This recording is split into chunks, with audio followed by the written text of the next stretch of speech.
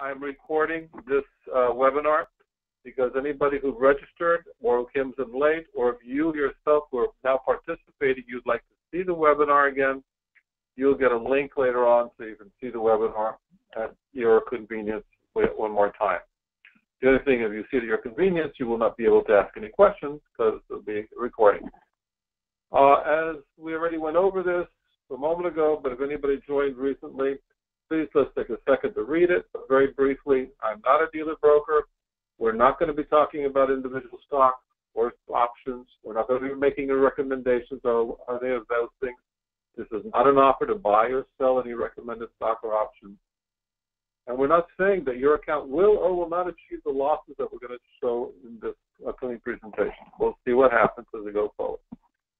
So let me tell you a little bit about myself. I'm your presenter. My name is Robert Bull, as I said before. I was born in Venezuela, but I went to the University of Miami. And at the University of Miami, I got a BBA as well as an MBA, and that's why I got the University of Miami logo up there. After graduating University of Miami, I worked in Procter & Gamble. Many people have heard of that company. I also worked in Warner Lambert. That company does not exist anymore. It's been bought out, moved around, but Warner Lambert has such products like chewing gum, Chiclet Adams, Certs, Halsman, Eucalyptus, Schick razor blades, Listerine, pharmaceuticals, a whole bunch of products. And then I spent almost 30 years with Argent Reynolds Tobacco going around the world. Now, this is my team. This is my home team.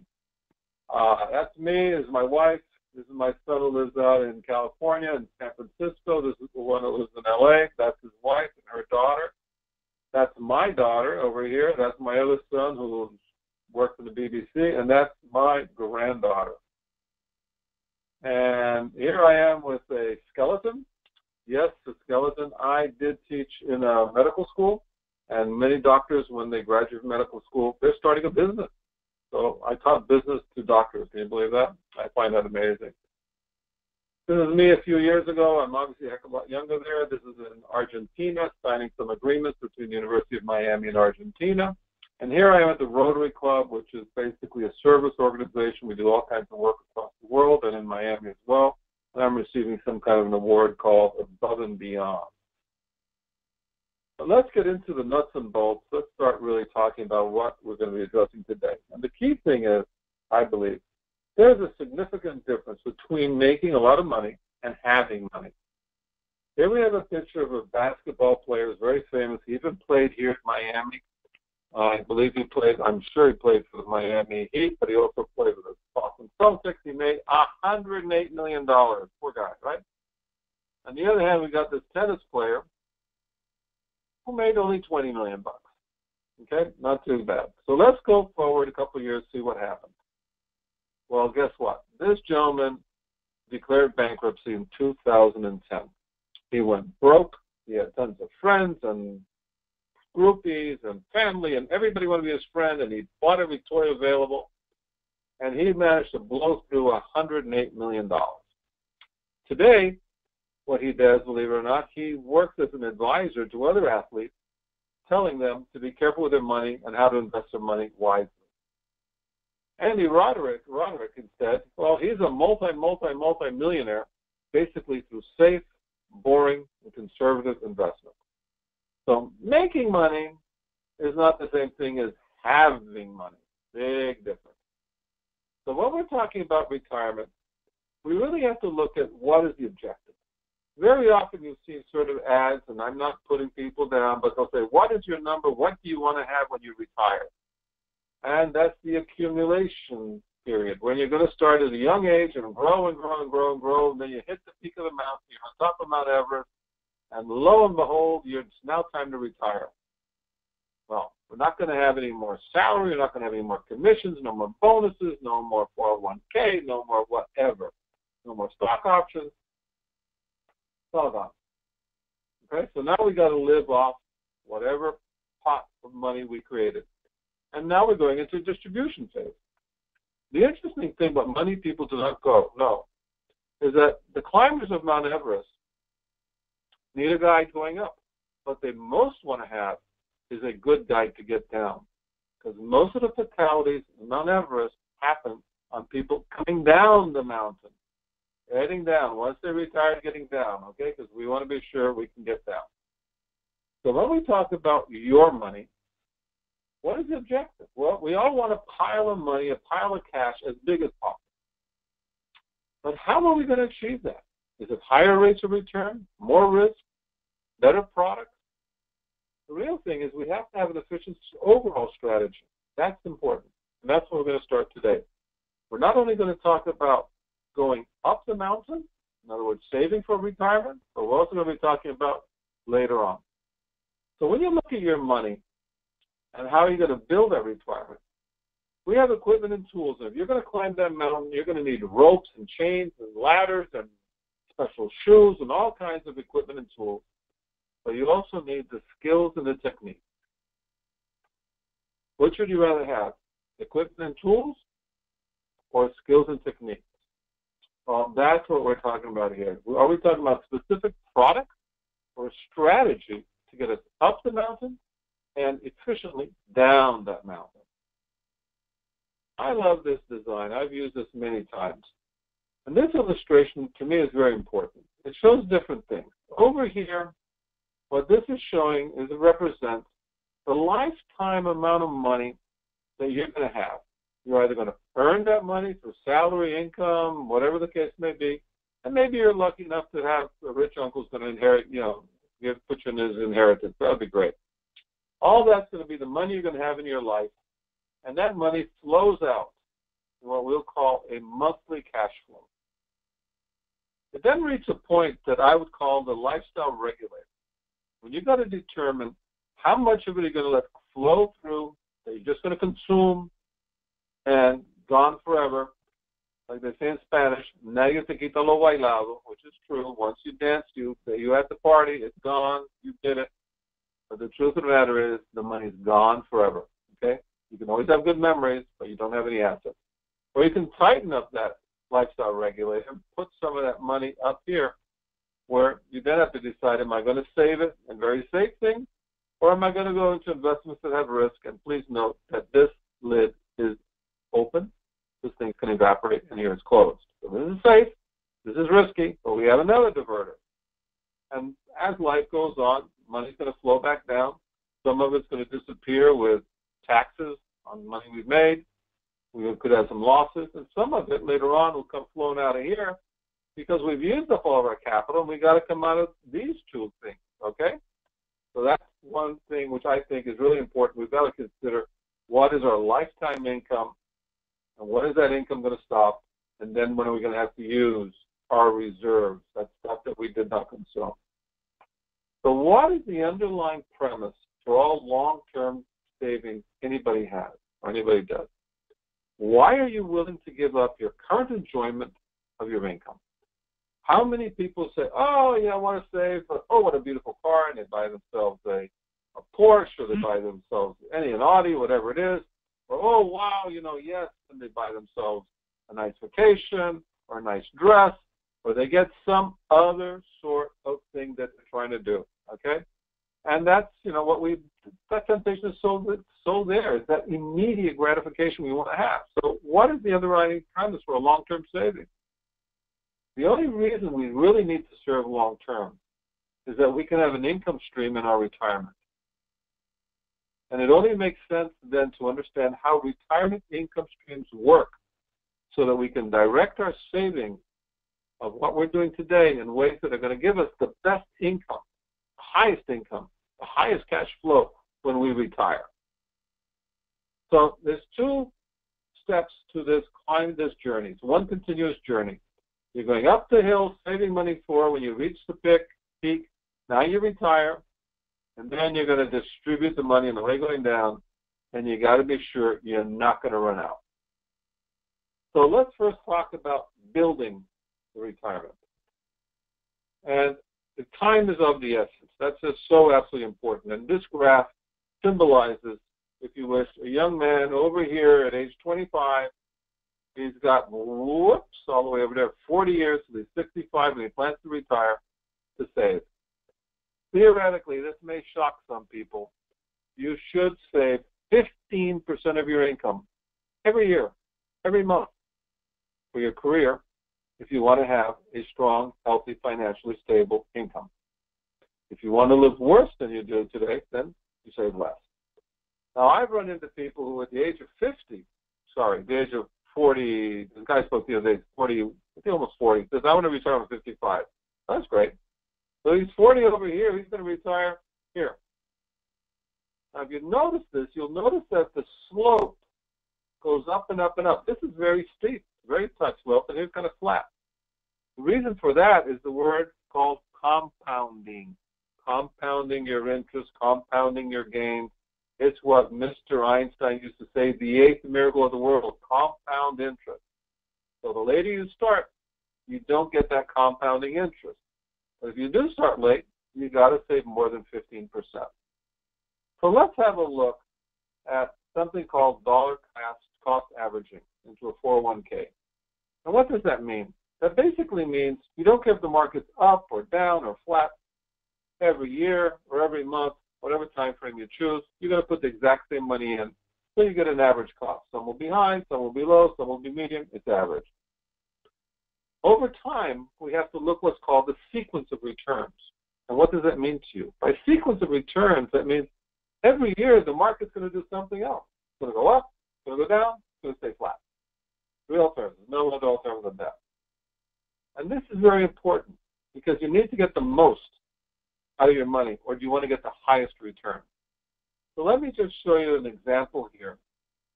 And this is an example. I took a historical period of 26 years from, you can see, 1969 all the way down here to 1994. The S&P 500, this is what it did every single year, and that's what it averaged, 13.1%. You see the bad years were here, and a couple bad years, but 1969 was 1.3, 94, was 8.4. And in this specific case, this gentleman put in $1,000 every year. So let's see what happens. Wow. He came up with $107,000. He only put in 26. Why did that happen? Well, it's called compound interest because this $1,000 here compounded over 26 years, and henceforth he ended up with an 11.3% average return every year, average return, and he ended up with $107,000. Now let's do something a little interesting. Since we don't know when the good years and the bad years are going to be going forward, it could be just like this. So why don't we flip them around so that this 8.4 is all the way up here and the 1.3 is all the way down there. And notice this guy in retirement, over here he's got some bad years. So let's see what happens. I'm going to flip this thing around, okay? Here it's flipped around. It's 8.4 at the very beginning, 1.3 at the bottom, same average. Doesn't make any difference. Same $1,000 a month. But look at what happened. $172,000. The last chart said 107. Exact same amount of money going in, exact same rate of return, 11.3%. But there's a difference. What it tells you is that average does not guarantee your success. So which would you rather have? $107,000 or $172,000? The other question is, does the rate of return really matter? You're going to see a lot of advertising out there from different funds and different places, and they're going to say, oh, please, look at what we've done, how great we are. We've averaged 7% a year, 10% a year. It doesn't matter. The real question is, when did that average happen, and what is the sequence of that event? So right now, I want to ask you guys a question. Just let's take a minute, and we're going to do something. I'm going to ask you a question, if you don't mind. And this is a multiple choice question. You can answer any one of these 5 points. But the question I have is, what have you done to prepare for your retirement? Do you have a 401k, 403b, or another qualified plan? Do you have a Roth IRA, a regular IRA? Do you have brokerage accounts? Do you have real estate investments? Do you have a passive income? Or like some people I run into, they hope and pray and they buy a lottery ticket. So if you could please just click whichever ones you want. It doesn't matter. You can click them all. You can click some of them. You can click none of them. Just click some of them and let me know when you're done, I've been watching here, I see some people already voted. Just put your votes in. Give it a little bit of thought. It's really, really, it's not going to make any difference what I do, but I think it's important when you look at it. I think some people do have hope and pray. Don't know who's doing that, but anyway, okay. We'll get a little bit more time. Put on your votes in there, okay? Put in your votes. I've got some other people missing. Come on, guys. Let's go. I don't know who's missing, but let's go. Okay, we're going to close down in about 3 seconds. 1, long second. 2, and we're going to close this poll down right now. Okay? The poll is closed down. And we should be back up. There we are. Okay, good. So that's where we are, and thank you very much for your vote. I really appreciate that. That was very nice of you. So going back again, what is the objective? We've now talked about climbing the mountain. We just suddenly realized that the sequence of events are some issues to it. Let me tell you what the big difference was. The difference was, in this case, the guy had bad years at the beginning of his planning. He was young. In the other case, it was bad years closer to retirement. Can you imagine people who chose to retire in 2007 or 2008 and that huge economic disaster hit, and they had to then sell some shares, stocks to survive? So they bought high, selling low. That's not what we want to do, okay? So now we're at the peak, and now we got to look at our distribution on the way going down. And let's see what happens. How do we do this? How much money can we take out? And a lot of people don't know, and I'll tell you, there's a program that's been developed. It was work. It's called the Monte Carlo system, and it's Monte Carlo, I guess, for gambling, but whatever the case may be, that's the simulation that they ran. And they looked at return rates of all kinds of investment vehicles, from 100% bonds to 100% stock to 50-50, 70-30, makes no difference. They looked at over the last 100 years and ran the probabilities of running out of money based on a rate of 3%, 5%, 6%, 10%, whatever it is, and how long does it take you to run out of money in 15, 20, 30, or 35 years. And you may say, 35 years? That's a long time. Well, believe it or not, I was speaking to a guy last week, and I mentioned him earlier. He wants to retire when he's 50. So in 35 years, he's going to be 85. Good chance he could be alive longer. Then what? So here's what the Monte Carlo looks like. Possibility of running out of money. And you notice here at the bottom, this is 15 years, this is 20, 25, 30, 35 years. And this is a probability of not running out of money. So if you're up here, 100%, you're not going to run out of money. And it looked at six different withdrawal rates: 3, 4, 5, 6, 7, and 8. So what this is showing you, at a 3% withdrawal rate, meaning, let's say, for example, you got $1 million, you can take 30,000 out. You're not going to run out of money, at least way past 25 years. And even then, if you go all the way to 30 years, you have like a 94% probability you will not run out of money. Okay, so that's fairly safe. If you look at the 4%, look how it suddenly drops. And you just say, well, it's only 1% more. But no, it's not 1% more. It's 1 percentage point more, which is basically 33% more, because 4 over 3 is a 33% growth. If you look at the 6%, I'm going to take 6% of my money out. Whoops, look what happens here. So let's just look at the 20 years. 20 years from now, I'm going to retire at the age of 55, like somebody wants to, so 75, what's going to happen? Well, if you're up here at this level, you don't have to worry. If you're at the 5% level, you got a 10% chance you could run out of money. If you got a 6% level, you got a problem. If you got a 7% level, you have greater than a 50% probability you're going to run out of money.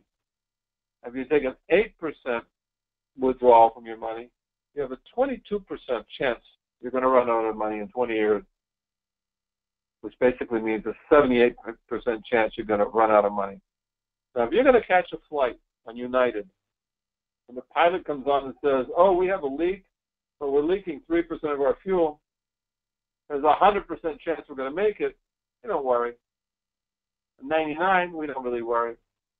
But the pilot tells you we've got a 22% chance we're going to make it, you're not going to want to get on that plane, right? So that's the whole issue about withdrawing money and the rate at which you withdraw. So when we look at these things, look at your savings, you look at what you're doing for your long term, you need to have what we call today liquid savings, liquid assets. These are short-term checking, money accounts, things like that. You need this for your emergencies, your opportunity, your security. Heaven forbid you lose your job. You need to have, you need to have your safety, your emergency reserve there.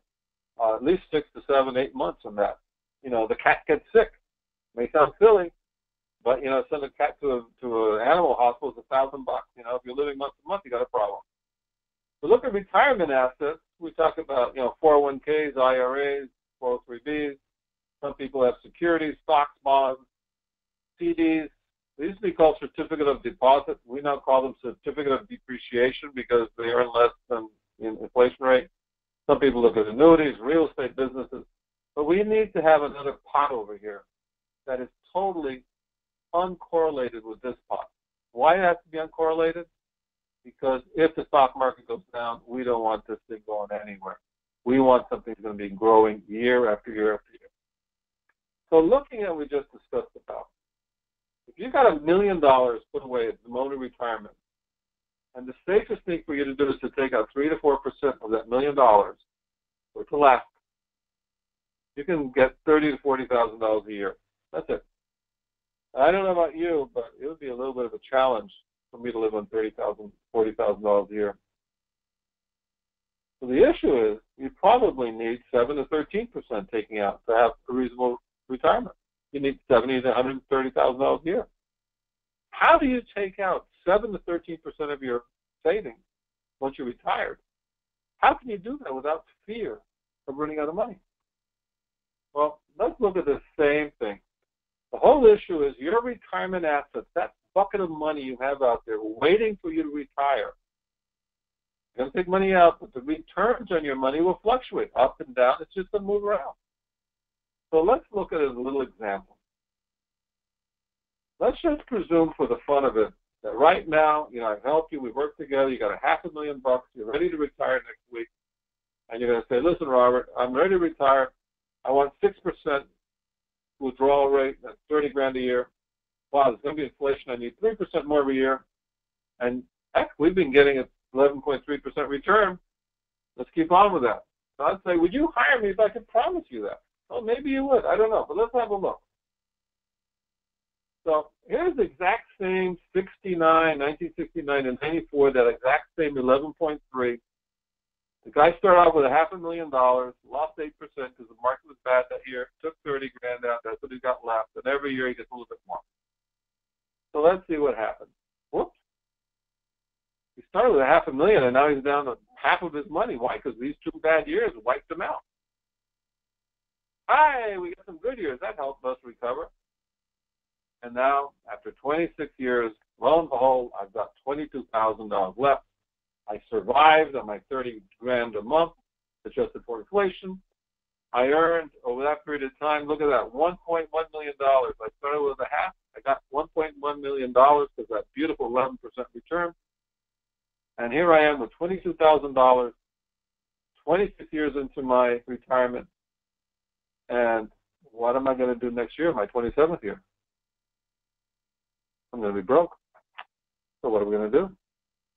Not much that we can do then. At that stage of time, there's not a thing that we can do at that moment in time. We've got to prepare for it ahead of time. So what are we going to do? Well, maybe we could have done things a little bit differently. Maybe we could be lucky and that the returns are inverted. You remember here in this case, it was 8.4 loss, bad years over here, good years over there. We're going to turn it upside down. Maybe this guy's going to be really lucky, okay? Just took the exact same numbers, just turned the numbers upside down. So instead of losing money year one, he made money, he got his $30,000. Oh, that's cool. So here's after 5 years, he got $700,000. That's really nice. Oh, here are the bad years. But he ended up with $2.5 million. Same return, 11.3, exact same withdrawal, $30,000 a year with a 3% rider. But in this case, the gentleman has $2.5 million. In the other case, he had $26,000. Huge, huge, huge difference.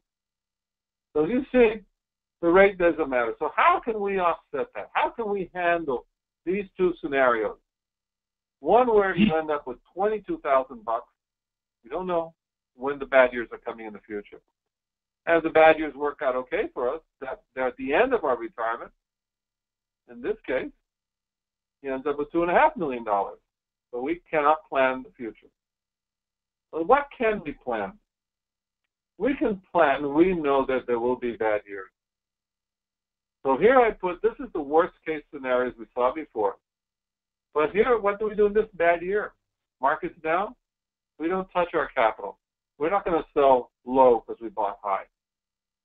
2 years later, a few years later, we had 2 years back to back, really bad markets, bad performing markets, right? Terrible, terrible.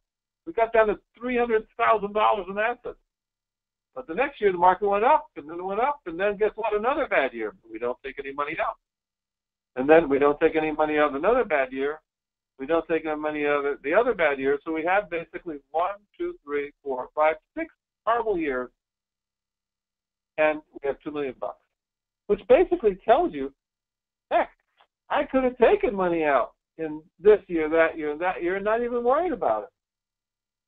Because I had $2 million, okay, I could put the money in where maybe I'd end up with $1 million. The question is, where do we get the money that we can take out of that other pot that I was talking about when that bad year comes? That's what I'm going to call taming the bear. When that bear market comes, we've got to do something to watch out. Be very careful for that bear market, because that bear market could eat us alive and destroy us, as we saw in the other case. Or in this case, the bear market came at the beginning of our retirement, which would be terrible. But if we had a cash cow somewhere else, a pile of cash somewhere else, we can use that cash for another purpose. According to Kiplinger's magazine, they say you should have between 3 to 5 years of income put away. I'm going to say you should have that put away, but in a vehicle that is going to grow every year and grow at a rate faster than projected inflation. That will be protected from your creditors, and it will be there so you can skip bad years and let your portfolio recover. So, which portfolio would you rather have? This is the bad case. This is 11.3. One case, if you skip, the only way to ensure success is skip the bad years. If you kept the bad years, you'd have $22,000, assuming an 11.3 average, or you could have had $2 million. So the question is, where do we get the money, that money that we need to have on the side in a vehicle that is growing at a healthy rate, that is going to give us protection, and is going to let us be able to weather that storm. So I'm going to ask you another little question right now, just a little poll. Let me see if I can get that poll up here. Launch a poll, and this poll has 3 questions. Would you like for me to reach out to you via email? 3 choices. Yeah? No? Maybe later. Okay, maybe sometime in the future. Just click away. Let me know what you think. And, we'll just whatever you think. Yes, no, maybe later. I don't know. Well, it's not, maybe later than I don't know, I guess. And no, I couldn't be bothered anymore. Okay, we got, some of the people voted, some of the people haven't made a decision yet.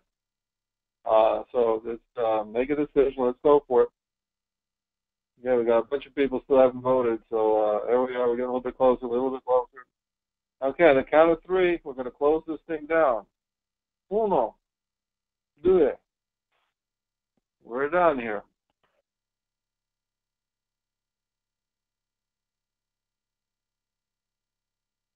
Okay, so that's the goal. We have to have this cash bucket over here that's going to be growing. And I'm not talking about annuities, because annuities are over there. Annuities are always available. We need to have readily available cash. So the next step is for us, those people interested, we could schedule an individual meeting so we can address some of your retirement plans, see what it looks like, and take action accordingly. So we're basically reaching an end of our meeting. I told you it'd be about 25 minutes, and well, we've been for 30 minutes. Let me see the kind of questions we have here. If anybody has any questions, just type them in there. Let me know what your questions are, and we'll address them in a while. And I'll go from there. Okay, I mean, asked here, why did I use an 11.3%? Well, that was the rate of return during that period of time. We could use any period of time. It really doesn't matter. The amazing thing, you know, if you look at the high of the market, which is in 2007, and you look at today, 2017, say, wow, the market's up 30%. Well, divide that by 10, it tells you 3% a year. And guess what? If you started in 2007 and you lost 50% of your assets, well, to recover 50, you got to grow 100. So averages sound really nice, but sometimes you got to look beyond the average. You got to look at what really happened. What is the internal rate of return? That's the proper name to use it. Okay, other question. Let me see. Will I be making a presentation in Spanish? Yes, I will. I have to translate this out, and we'll be blasting this out to the Spanish speakers, and we will deal with that.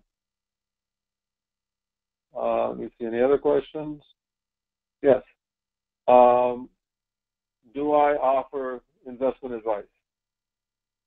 No. I'm not going to get into that right now. There's a tremendous burden, emotional burden, to tell people where to invest their money. Right now, in my opinion, the market's very high, come down a bit, but I wouldn't know what stock to offer you because I don't know what's going to come up and down. What I recommend is you diversify as best as you can, look for the long term, but have that cash bucket somewhere. I can help you with that cash bucket. Any other questions? Let me double check. No, that's about it. So what I'm going to do right now is, let me see here. Can you guys see me? Here we are. I'm going to wave goodbye. I'm going to thank you very much for participating in this webinar. It's been 32 minutes, so I was a little bit longer than I planned. I thought it'd be about 25 minutes. I really appreciate seeing you here. I thank you very much for your time. You have my email. You can give me any feedback. You can call, whatever you feel like doing. That's good with me. And thank you ever so much. So I'll see you in another webinar.